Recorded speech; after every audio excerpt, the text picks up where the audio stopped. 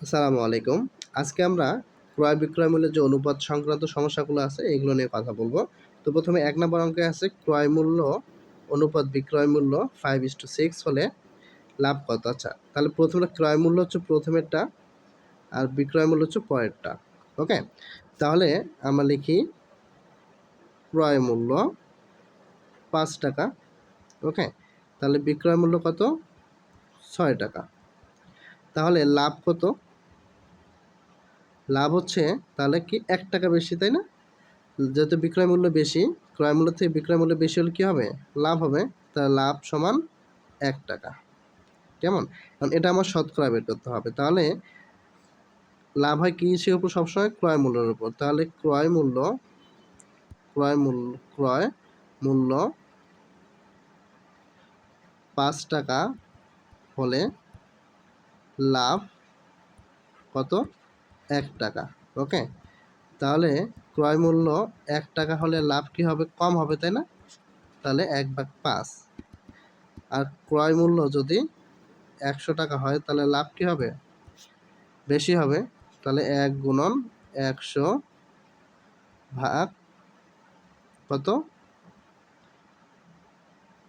১ গুণন ১০০ ভাগ ৫। তাহলে ৫ দিয়ে যদি ১০০ কে কাটি তাহলে কত আসে? ২০ আসে। ওকে? তাহলে 20। তাহলে কত আসতেছে? 20। তাহলে 20% হচ্ছে কি? লাভ।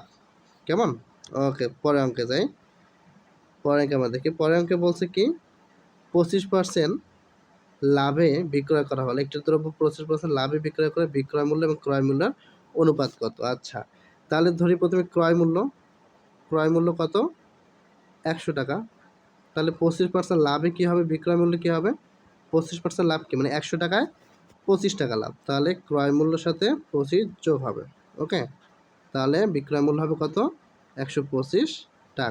অনুপাত কার বলছে? প্রথমে বিক্রয় মূল্য এবং ক্রয় মূল্যের অনুপাতের কথা বলছে, তাই না? প্রথমে কোন মূল্য? বিক্রয় মূল্য। তাহলে আমরা লিখি বিক্রয় মূল্য অনুপাত ক্রয় মূল্য ইকুয়াল ১২৫ অনুপাত ১০০। ওকে? তাহলে আমরা ১২৫ কে যদি ২৫ দ্বারা ভাগ করি তাহলে কত হয়? কত হবে? ৫, তাই না? ৫×৫ = ১২৫ এবং ১০০ কে যদি ২৫ দ্বারা কাটি তাহলে কত হবে? ৪। তাহলে এই যে ৫:৪ এটাই হবে নির্ণয় অনুপাত। তাহলে এটা হচ্ছে, এটা কি? বিক্রয় মূল্য, এটা ক্রয় মূল্য। ওকে? এটাই অনুপাত। তাহলে ৫:৪ কোথায় আছে? ক নাম্বার, উত্তর ক। এরপরে ৩ নাম্বারে আছে। ৩ নাম্বারে বলছে ক্রয় মূল্য বিক্রয় মূল্যর অনুপাত কত হলে লাভের পরিমাণ 20% হবে? আচ্ছা, তাহলে লাভের পরিমাণ 20% হবে। তাহলে আমরা এখানে লিখতে পারি ক্রয় মূল্য কত? ধরে নিতে পারি তাহলে ক্রয় মূল্য ৳১০০। ৳১০০। তাহলে 20% লাভ মানে কি? 20% লাভ মানে কি? ৳১০০ য় ৳20 লাভ। ওকে, তাহলে বিক্রয় মূল্য আমরা লিখতে পারি ১০০ সঙ্গে 20 যোগ দিলে আমরা কী পাবো? এটা বিক্রয় মূল্য পাবো। বিক্রয় মূল্য ৳১২০। এরপর বলছে কি ক্রয় মূল্য এবং বিক্রয় মূল্যর অনুপাত কত?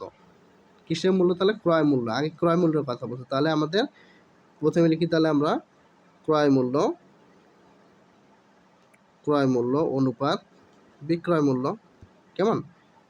ক্রয় মূল্য অনুপাত বিক্রয় মূল্য। তাহলে ক্রয় মূল্য কত আমাদের? ৳১০০। ১০০ অনুপাত বিক্রয় মূল্য কত? ৳১২০। ওকে? ১২০। তাহলে আমরা যদি এটাকে ৪ দ্বারা ২০ দ্বারা ভাগ করি ১০০ কে তাহলে ৫ করি ১০০। আর এটাকে যদি আমরা ২০ দ্বারা ভাগ করি তাহলে ৬ করি ১০০। তাহলে ৫:৬ হবে নির্ণয় উত্তর। তাহলে গ নাম্বারটি সঠিক উত্তর। ওকে? সকলকে ধন্যবাদ জানাচ্ছি। আমরা এরকম অনেক সমস্যা নিয়ে কথা বলবো বা যেগুলো বিগত পরীক্ষাগুলোতে আসে আপনারা যদি দেখি এই অনুপাতের অঙ্কগুলো BCS সহ অন্যান্য পরীক্ষায় আসছে, যুব উন্নয়ন। আমি ৩ নাম্বার অঙ্কটাও যদি দেখি যে যুব উন্নয়নে আসছে, যুব উন্নয়ন অধিদপ্তরে আসছে। তো সকলকে ধন্যবাদ জানিয়ে শেষ করছি। আপনারা ক্যারিয়ার ক্যাপসুল ইউটিউব চ্যানেলের সঙ্গেই থাকবেন সাবস্ক্রাইব করে। আসসালামু আলাইকুম।